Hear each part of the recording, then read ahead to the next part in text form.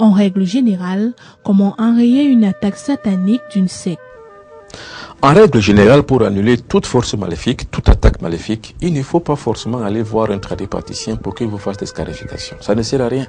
Et il ne suffit pas simplement aussi de donner son corps et sa vie à un homme d'église forcément pour que celui-ci prie pour vous. Non.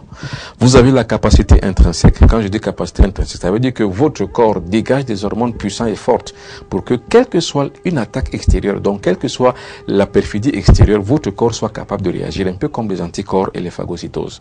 Votre corps est armé afin que vous puissiez vous être opposé aux forces maléfiques, quelles qu'elles soient. Seulement, c'est par ignorance que les gens se font attaquer et ont réussi à les avoir. Maintenant, il y a trois choses primordiales. Et on peut dire que ce sont des protections qui sont mineures, c'est-à-dire que minimes. Tout le monde doit le faire, tout le monde doit les connaître. Il y a trois choses. Il y a ce qu'on appelle le souffle. Ah, le souffle.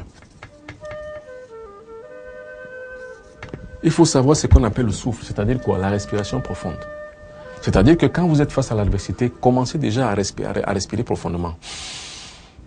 Profondément, mais alors vous inspirez profondément et vous expirez profondément aussi. C'est-à-dire, plusieurs fois.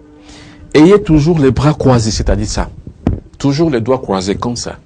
C'est-à-dire que face à un individu qui vous regarde, qui vous fixe méchamment, et contre un individu que vous savez ou bien vous jugez qui n'est pas du tout de bonne propriété morale, vous mettez vos mains comme ça. Une fois que vous avez mis vos mains comme ça, commencez maintenant à rectifier en vous une respiration de peur. Parce qu'il y a souvent, la plupart du temps, on a des tachycardies quand on a peur. N'ayez peur de rien.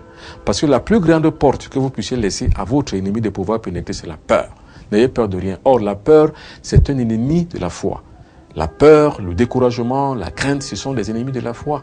Or, quand vous avez donc foi en vous-même et confiance en vous-même, confiant que rien et personne ne peut rien faire contre vous, vous avez donc vos bras croisés ainsi, vos doigts plutôt croisés ainsi. Et quand les doigts sont croisés ainsi, une fois vous voyez que le regard va vers votre côté temporel, c'est-à-dire ici, à la tempe, vous parez, vous faites comme si vous essuyez votre serviette et vous parez. Alors, si vous essuyez dans votre fond comme ça, vous parez comme ça. Vous avez paré, c'est tout. Vous avez enrayé une influence maléfique. Maintenant, pour pouvoir avoir donc le pouvoir d'influence, le pouvoir d'enrayer, il faut donc développer à chaque fois son pouvoir. Mais comment on développe son pouvoir? Il faut la plupart du temps faire ce qu'on appelle les ascèses, c'est-à-dire rester la plupart du temps à jeun. Cela développe en vous les capacités de pouvoir réveiller les pouvoirs extrasensoriels. Parce que ce sont les pouvoirs extrasensoriels qui sont les véritables parades contre les attaques mystiques. Si vos pouvoirs extrasensoriels, donc 6e, 7e, 8e, 9e sens ne sont pas développés, vous avez la difficulté de vous parer. Alors là, vous allez donc aller soit vers les églises, soit vers les tradipraticiens qui, à cœur joie, aiment des gens comme vous. Parce qu'eux également, ils vont multiplier par 10 votre problème.